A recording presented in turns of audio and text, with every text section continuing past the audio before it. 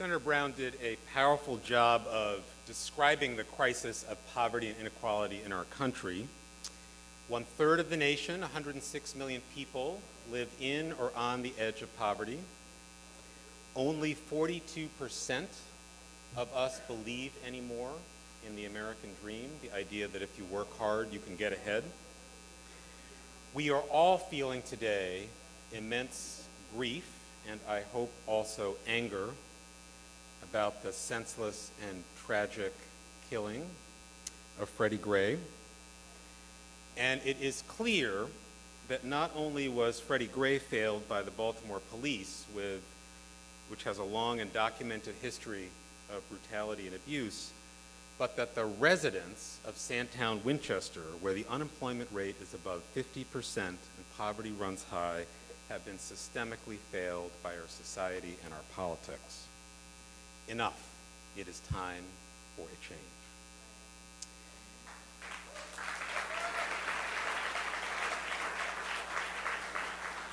So I want to focus a little bit today on the extraordinary opportunities we have to make change.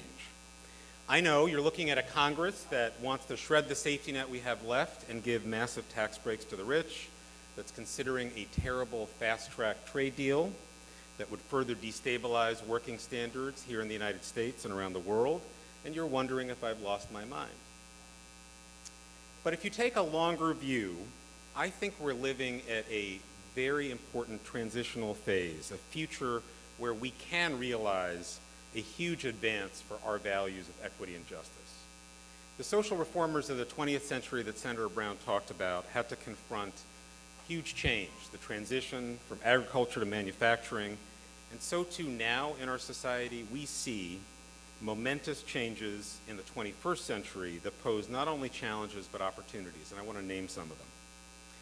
The vast talent of the emerging majority of color in this country is the principal asset of the United States in the 21st century.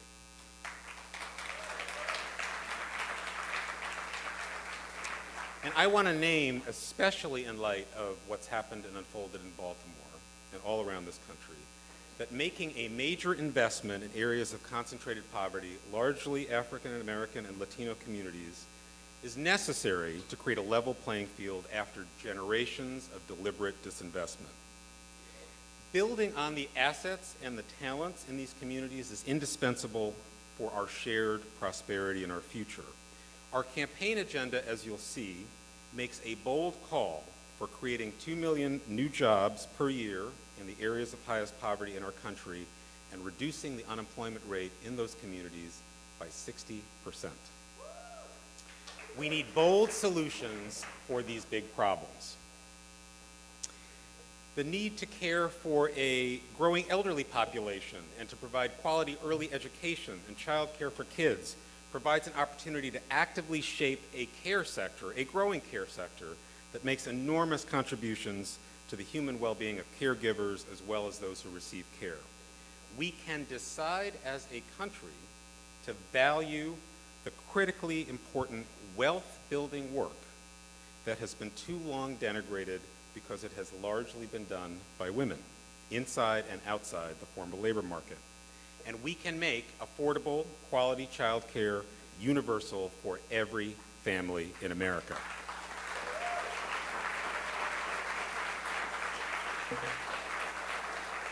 The challenge of climate change is perhaps the single greatest challenge facing humanity in this century. We can combine the imperative to dramatically reduce carbon emissions with the imperative to create good jobs for people who need them in sectors like energy efficiency, renewables, and resilience.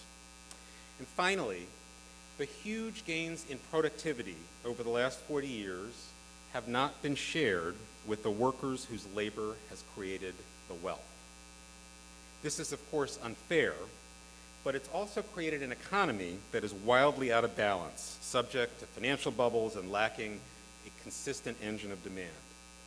Creating a much higher floor on wages and working standards and ensuring that workers have a real voice at the job and, yes, the ability to bargain collectively with their employers is not just good for those workers, it is a necessity for any economy in this century that's going to succeed and thrive.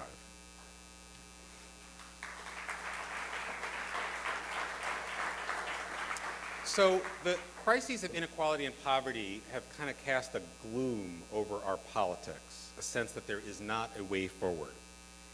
But these are huge opportunities for our country and our people, and if we fail to generate belief in a different way forward, it will not be a failure of economic, policy, or technical know-how. It's going to be a failure of political imagination and organizing courage. The vision that Dorian and María will talk about for how we address these crises is grounded not only in a sense then of what's happening to families every day in our country, but in a sense of the possibility of the future that we could create working together. You're going to hear how there are seeds of this new vision sprouting all over the country. Thousands of good jobs for workers of color in energy retrofit and in transit in Los Angeles. Amazing campaigns to win higher minimum wages, paid sick days, fair scheduling ordinances that are sweeping the country. Efforts to dramatically increase conditions in the care sector are on the march in workplaces and in states around the country. The Ban the Box movement and the struggles of immigrant workers to improve standards are flourishing. As Sarita and her colleagues will discuss shortly, the vision that we will talk about today grows out of seeds that have been planted by visionary organizers and leaders across this country. And as you'll hear from Celinda Lake a little bit later, the public is perhaps more than we even realize ready to support bolder solutions than almost any politician in America is ready to offer.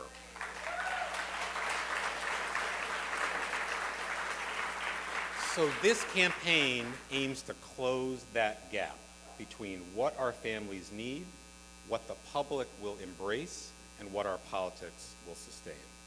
So I don't want to say this will be easy. There are massive obstacles in our way, first among them, concentrated wealth and power. But in some ways for us, the biggest challenge may be to see the world afresh, to leave behind some old habits and patterns of thinking, to look and think at the world anew. The ideological assumptions that we've inherited about these problems, not only from conservatives, but I want to argue today to you also from most liberals, will not serve us on this journey. Solving this problem is going to require breaking with some orthodoxies on both the conservative and the liberal side. What we face is not a problem of inadequate education and training. It is not a failure. It is not a failure of people to take responsibility for their lives. People are working harder than ever to get by. The core of the problem is the changes in the way the economy and the labor market function for most Americans. Rigged rules shaped by deliberate and mistaken choices by the 1% that deny good jobs to increasing numbers of Americans. So capturing these new opportunities that I talked about is going to require making some leaps of thought. First, we're going to have to embrace the idea that the government must actively shape new and emerging sectors of the economy by creating the terms and conditions for private investment, by setting and enforcing rules and floors, by investing major resources in public needs, and by aligning the interests of workers, firms, consumers, and the public. Conservatives have rejected this approach. Many liberals have been more comfortable with modest redistribution at the margins than to fundamental interventions in how the economy works. The common assumption is that it's the role only of the private sector to create jobs, but the reality is that approach has failed to generate good jobs for millions of Americans. There's no way to get from here to there without a much more active role for government.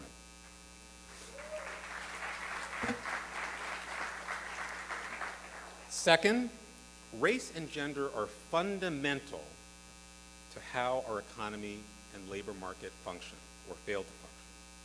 We can't understand the low wages, low pay, abysmal working conditions in the service economy, and especially in the care sector, without reckoning with the dramatic undervaluing of caring work in our society and culture that is deeply rooted in sexism. We can't understand or solve the highly racialized patterns of unemployment, occupational segregation, disparities in wages and wealth without addressing explicitly and frontally generations of disinvestment from African American and Latino communities, and the persistence today of discrimination on the job. But let's face it, conservatives have been hostile to gender and race-conscious remedies, and indeed have shamelessly used dog whistle politics to mobilize resentment against solutions that would work for everybody. But many mainstream liberals have favored a universalist approach to social policy that is too often silent about the crucial role that racism and sexism play in shaping our economy. We can't set out to end systemic gender and race inequality without setting out to end it.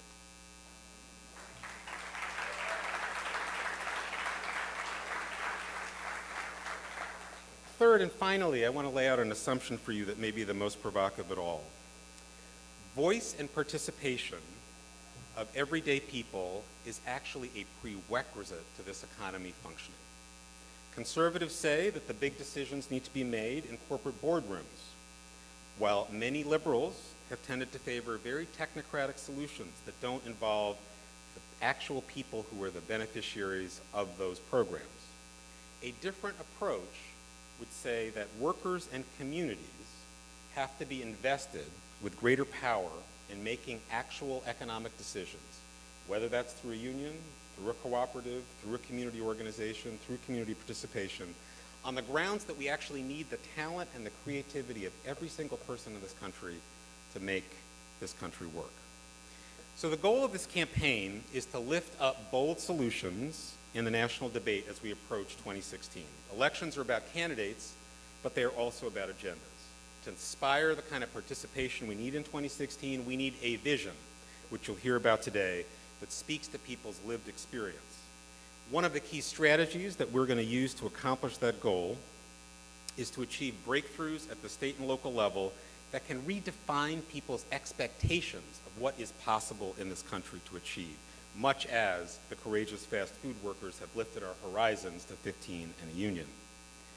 So today we're announcing that we are going to launch 100 local and state campaigns over the next year that speak directly to this vision and ask our elected leaders where they stand. Some examples.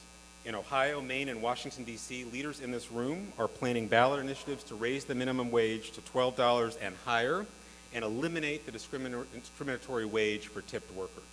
In Atlanta, Houston, and Minneapolis, they're fighting to win paid sick days, a fair work week, and other measures to make service sector jobs more family-friendly. In California, Washington, and New York, they're working to make sure that clean energy measures not only reduce carbon emissions, but create thousands of good jobs that are actually accessible in communities of color and poor communities. In Connecticut and New Mexico, they're asking big low-wage employers to kick into a public fund that will make child care more affordable for working families, and we're just getting started. The only thing that brings about big change in America is social movements, whether it's marriage equality or suffrage, civil rights, or immigrant rights. Courageous leaders have had the guts to articulate a vision of the possible that at the time they began seemed impossible. And then they had the courage to fight for it. We begin that fight today. Thank you very much.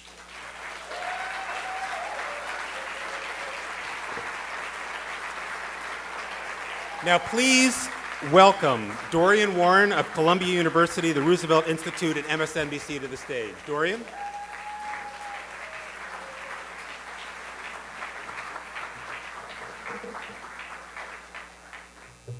Good morning, everyone.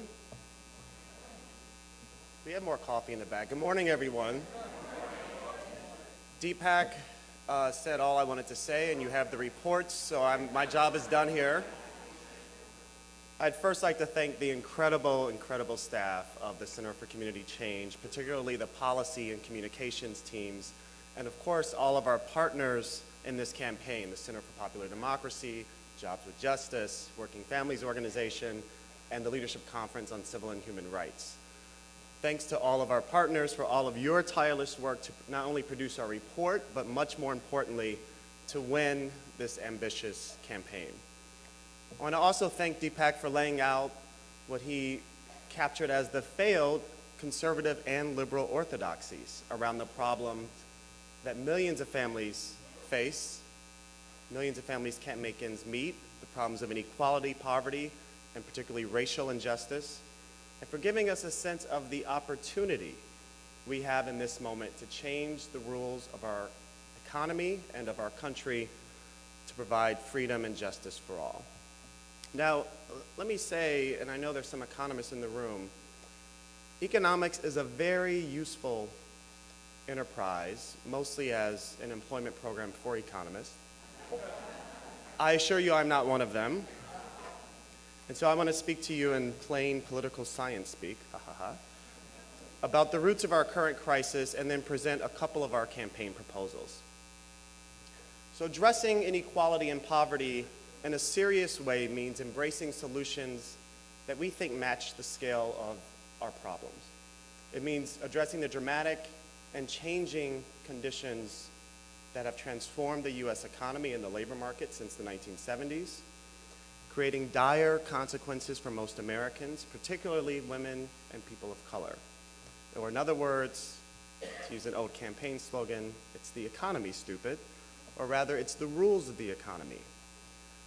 So these changes, just to list them very quickly, over the last 40 years, you know this, but it bears repeating early and often, a chronic lack of demand for labor and unequal access to jobs. So more than 17 million people who want to work are currently unemployed, underemployed, or have stopped looking for work altogether, with communities of color significantly overrepresented among this population. And in Baltimore, which is salient for all of us at this moment, the unemployment rate overall is 8.4%, but some estimates, as I was searching last night for the data, are that black men of working age, unemployment rates are somewhere between 25 and 50%. Secondly, the growth of the low-wage economy. While the wages, of course, of the top 1% have surged, somewhere around 150% since the late 1970s, the bottom 90%, of course, have seen their wages stagnate. Today, roughly 4 in 10 Americans earn less than $15 an hour. About half of African Americans, almost 60% of Latinos, earn less than $15 an hour. And to be clear, this is not the result of market forces. This is the result of people in power, of CEOs and politicians who decided to rig the rules and pay themselves and their shareholders instead of compensating people's real contributions with fair wages. Third, underemployment, part-time, and contingent work. We've been hearing and we know from our constituencies that the rise of contingent work, of what David Weil calls fissured employment relationships, increasingly define the U.S. labor market, resulting in underemployment, unpredictable scheduling, especially in the fastest growing service sectors of the economy.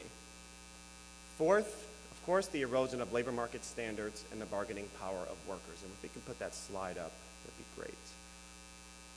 Lower union membership, from roughly a third in the mid-20th century of workers in unions to now less than 7% in the private sector. This decline has led to a steep loss in the capacity of workers to speak out for better conditions and family-sustaining wages, to counter the growing power of organized business. And this slide, of course, which Senator Brown mentioned earlier, illustrates the consequences of the decline in worker bargaining power. Emphasis on that word, power. Increased worker productivity the last 40 years has been decoupled from wages. And that imbalance, that gap between wages and productivity must be closed. Of course, we also know the latest affront to workers is wage theft, when employers don't compensate people for all their hours worked. And I see Larry Michelle in the room. I think the latest estimate from EPI is $50 billion a year in wage theft. Last but not least, occupational segregation by race and gender. Nationally, just to take an example, 40% of workers in the fast-growing home care sector, an overwhelming proportion of whom are women, 40% of those workers earn less than 133% of the poverty level, which is the threshold for Medicaid eligibility. We see the same patterns of occupational segregation, not only by race, but by immigration status, by gender. We made some progress around this up until about 1980, and we haven't moved the needle since. We must address the hard fact that women get paid less than men for the same work, that people of color get paid less than whites for the same work, and we must once and for all desegregate our economy, an economy that relegates women and people of color, and particularly women of color, to the lowest paid jobs. So those are quickly 5 trends, and I want to be very clear. Each of those 5 trends I just outlined are the result of deliberate rules created by employers and politicians over time that undermine the role of government in creating jobs and setting standards, that erode the voice of workers, that make tax policy dramatically regressive, and privatize public institutions that have previously supported mobility and opportunity. Putting things right and rebalancing our economy means reclaiming an active role for government, as Deepak pointed out, and in creating a new and different kind of economy, one that responds to unmet needs of struggling American families and creates good jobs for all. So, putting families first, Good Jobs for All, is a new campaign that seeks to bring the issues of jobs, of poverty, of inequality, of frankly our rigged set of rules in the labor market to the center of the national debate. The campaign is focused on 5 major goals, 3 of which I want to mention right now, and then I'll bring up my colleague, María, to talk to you about the other 2. So first and foremost, guaranteeing good jobs with good wages and benefits. Of course, 30 years of stagnant wages combined with eroding labor standards and an ever-growing imbalance of power between workers and corporations have locked millions of Americans and their families into lives of poverty and insecurity. This campaign seeks to change the rules around work and wages and make every job in the United States meet a minimum standard of quality in wages, benefits, and working conditions. Every job should and can offer unhindered access to collective representation and a real voice for workers. Every job can be accessible to all people regardless of gender, of race, of nationality, or an individual's record of incarceration. So we propose minimum wage improvements guaranteeing workers a family-sustaining wage of at least $15 an hour and $30,000 per year, government action to ensure equal pay for equal work, new rules to empower people's efforts to join unions and engage in collective bargaining, a fair work week standards that assure workers of adequate hours and predictable family-friendly schedules, paid sick time and family leave for all families, and the robust enforcement of all labor standards. That's plank 1. Second, and this is incredibly salient given the unrest just 40 miles north, unlocking opportunity in the poorest communities. So as we know, poverty is incredibly concentrated in America. Today, those who live in poverty, 20% live in high poverty neighborhoods. More than half of all those living in poverty live in high poverty neighborhoods, so neighborhoods with 20% or more of people living in poverty. And obviously in places like Cleveland, like Chicago, like Detroit, like Philadelphia, like Baltimore, high poverty African American communities have experienced decades of neglect and disinvestment from employers and politicians alike. This is a national failure that we are currently witnessing all over again. This campaign seeks to restart the economy in places where racial bias, exclusion, and sustained disinvestment have produced communities of concentrated poverty and despair. This goal is to channel significant federal investments to communities with high unemployment and low wages so they can rebuild their local economies and expand residents' access to jobs and wealth-building opportunities. So we propose $200 billion a year annually in federal funding to rebuild local economies through expanded support for small businesses and worker and community cooperatives, government-funded development projects and job creation projects designed to meet community needs, partnerships with businesses and nonprofits to create jobs, expanded access to education, job training and childcare, expanded transit services to improve access to jobs, and increased access to affordable housing. And all of these together will create 2 million new jobs in high poverty communities around the nation, reducing unemployment by over 60%. Finally, how will we pay for these investments? And I think taxation is very sexy, I have to say. We're going to tax the hell out of people. Wealthy corporations, I'm not afraid or ashamed to say it, especially in this town. Wealthy corporations and individuals are simply not paying their fair share of the cost of government. Politicians and their wealthy benefactors have enacted regressive changes in tax policy over the last 30 years, fueling inequality while robbing the government of its ability to invest in good jobs for all. This campaign seeks to change the rules around taxation in this country. We call for reforming tax policy to promote added fairness and reduce inequality, to help fund government actions that put families first. So, we propose the taxation of investment income at the same level as earned income, or to put it more simply, we want to tax capital and labor at the same rate. Changes to the eviscerated estate tax to take it back to the level it was under the Bill Clinton years, additional tax brackets that would affect the wealthiest Americans, a financial transactions tax, primarily affecting frequent high-volume stock futures and options trades, an end to allowing companies to defer taxes on overseas profits, an end to tax breaks for excessive executive pay, and a new tax to discourage the yawning gap between executive pay and average workers. Now together, these fairer tax rules would raise hundreds of billions of dollars that our government could invest in activities designed to bring added opportunity to people and communities that have been left behind, particularly as the wealthiest 1% have only gotten richer. So those are 3 of our 5 proposals. Sound good? To tell you about the other 2 proposals, and especially the campaigns, what are the legs under these proposals? Please allow me to bring up María Archila, the co-executive director of the Center for Popular Democracy. Give her a warm welcome.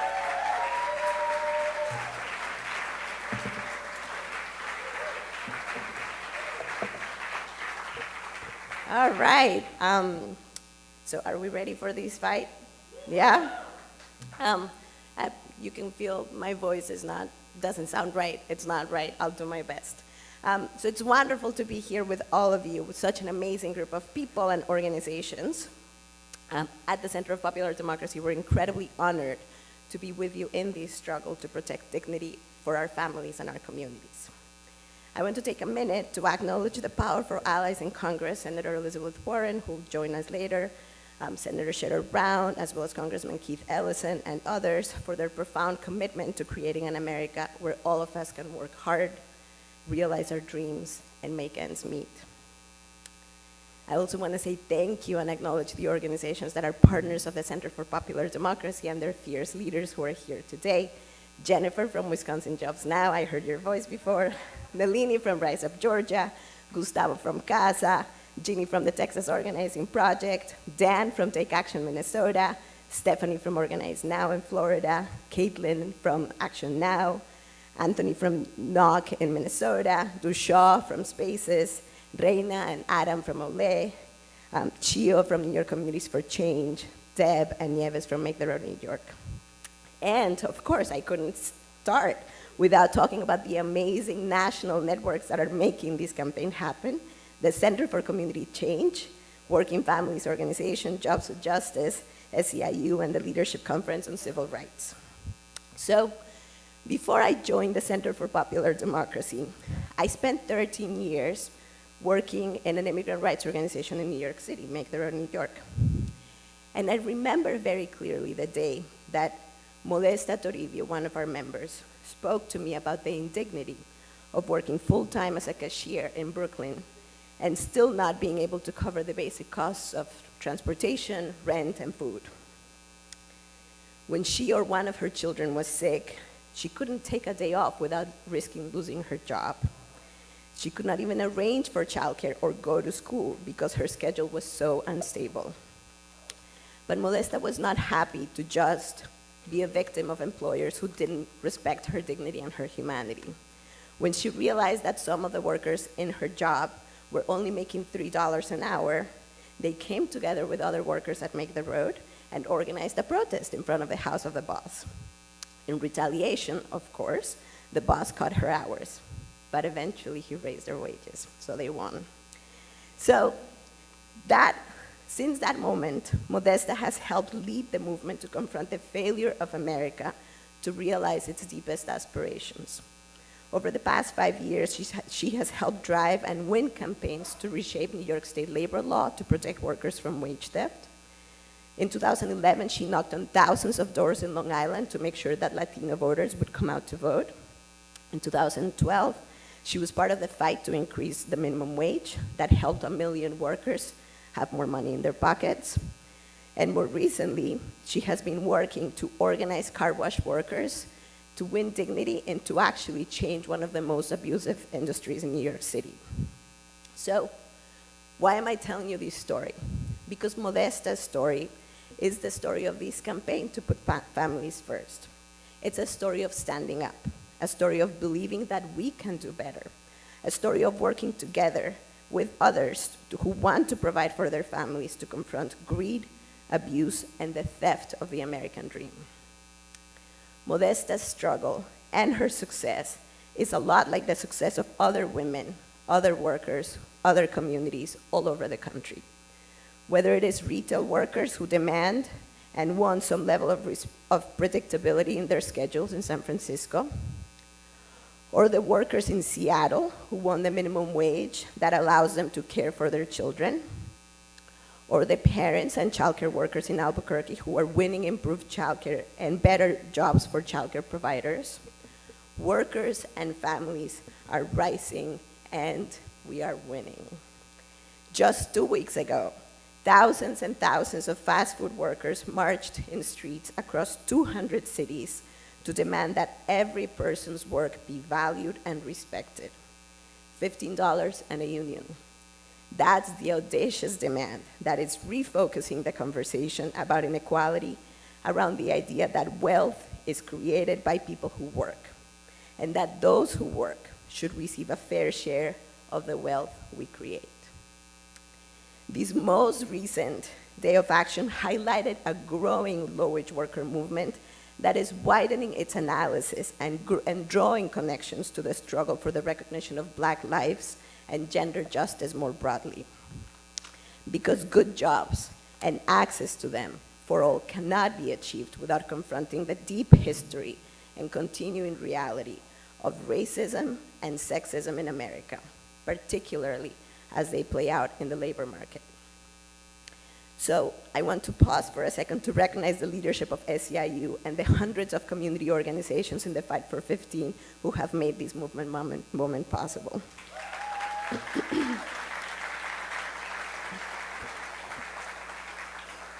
So we're here because, I'm gonna take a sip of water. The beautiful people of the Fight for 15. So we're here because today, workers and their families are changing the course of their lives and the country. As we enter another presidential campaign season, our campaign to put families first will advance the idea that every American should and can have a good job. And how will we do this? By bringing the voices of people struggling to sustain their families to the center of the debate. By putting forward an ambitious jobs agenda that links our existing local fights into a bigger, more transformational whole that measures up to the size of the problem. By taking race and gender seriously and demanding major investments in communities of color. By engaging millions of Americans in multiple layers of civic action.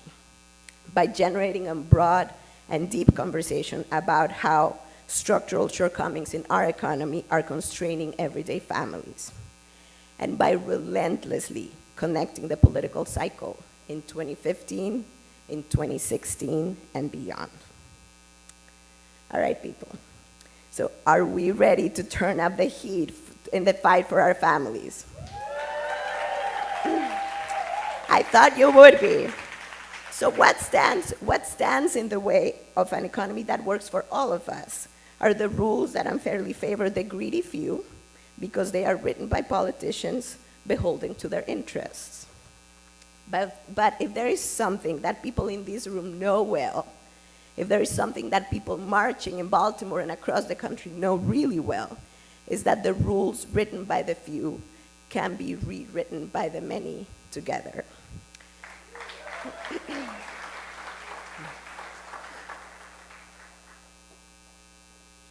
So our mission starts with advancing an ambitious agenda.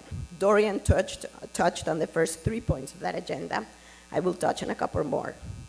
1, valuing our families and the work that women do, the women who care for children and elders do, and building a green economy. So what does valuing our families really mean in terms of policy? It means making high-quality childcare available to all working parents, raising wages and benefits for the millions of women who work in early childhood education and the care fields, changing the state and federal revenue models to make childcare and elder care more accessible, and providing financial support to unpaid caregivers. CPD's partner organization in New Mexico, OLE, has been leading these fights to unite workers and parents to expand access to childcare in Albuquerque. You will hear the story from Reina Acosta, who's in the room, a member of OLE, about how she and her community are building a new model for expanding childcare and improving the quality of jobs in that industry. As probably all of you know and probably have experienced, while the burden of caring for a family member is greatest on poor women, family care remains a challenge for families across the spectrum, the income spectrum.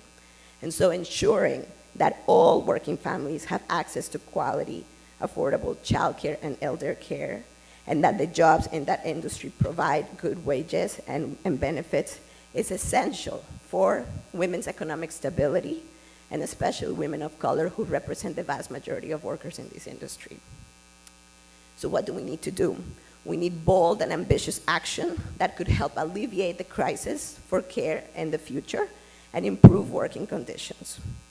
Winning on this front will make a huge difference for Modesta and her family and for millions of families in this country. So now going back to Modesta for a second. As we speak, she's working to make New York a better place for families. New York is the place where she is raising her children. It is the place where I will raise this child in my belly. When I think about the future of New York, I can't scrub away the fact that Hurricane Sandy brought the reality of climate change into focus for me and for many others. I now know, without a doubt, that what we do or what we fail to do to confront the climate crisis and to build a clean economy will actually determine whether my child can grow up in the city I love. Without a movement powerful enough to counter the most profitable corporations in history, that's the fossil fuel industry, over the coming years, our communities will bear the brunt of the greatest man-made disaster the world has ever known. But out of this crisis, we have an unprecedented opportunity to ensure that investments in renewable energy, energy efficiency, and resilient infrastructure result in jobs for our people. Economists estimate that about 18,000 jobs can be created for every $1 billion invested in the green economy. So we're talking about jobs for African American and Latino families who lost their homes and their livelihoods when Hurricane Sandy hit their shores in the Rockaway, Queens, and North Shores of Staten Island. And we're talking about doing something really fast. We need it now. We only have a few years before this crisis is just a matter of time and waiting for the result of our behavior. So we need action bold action from the political class and creativity on our side. This campaign to put families first is all about bold action and creativity. The reality is that there is bold action happening in every corner of this country. Whether we're talking about fast food workers striking, immigrant workers winning wage theft protections, or entire communities organizing to improve childcare and win ballot initiatives on paid sick days and minimum wage, we know that the American public is thirsty for a visible effort to create real, good, dignified jobs for everyone. But you wouldn't know it from politicians. But Americans start largely united. We work for our families. We pitching for our communities. We want to leave things better for our children. We want our elders to retire in dignity. And to get there, we have to create good jobs, stable jobs for everyone willing to work. Jobs that provide benefits and pay that allows us to sustain our families. And we have to end racial and gender discrimination. Because we believe when we say everyone, we really mean everyone. So in order to transform this national debate, we need to link all of our fights into a set of national demands. And we need to prioritize local efforts that have the potential to break through the noise and have an impact on the national conversation. For example, the battle to win predictable schedules by enacting fair workweek legislation is one of those solutions. Across the economy, many workers are either working very few hours to make ends meet or too many hours to be able to balance the responsibility of family and work. But workers and families are organizing across the country, and they're winning. Companies like Walmart, Walmart, and Starbucks, I know we like our coffee, are all pledging to reform their scheduling practices. 11 states are pursuing legislation to regulate scheduling. And thanks to the voracious organizing, it is no longer a secret that the number of hours worked has become a basic concern for workers, and it should become a top-line concern for employers. And at the same time, we can't just wage local fights. We need to shape the context in which we're waging these fights. And that's why, as part of this campaign, we will turn our attention to institutions like the Federal Reserve. Many people believe that the Fed has actually much more power to regulate the economy than even the president or Congress. But until now, our movement hasn't paid that much attention, and they have been insulated from the voices of working people. But many of us are right now organizing to make sure that in the districts of the Federal Reserve, we are demanding accountability to make sure that the Fed keeps interest rates low until wages rise significantly and communities of color experience a recovery. Communities of color experience a recovery. So yes, we, all of us, are a very ambitious bunch here, and we have a very audacious vision, and we are not just tinkering at the margins. We have our eyes set on transforming this country, yes or no? So our jobs agenda is bigger and bolder than anything out there. In the short term, it will create over 5 million new jobs per year.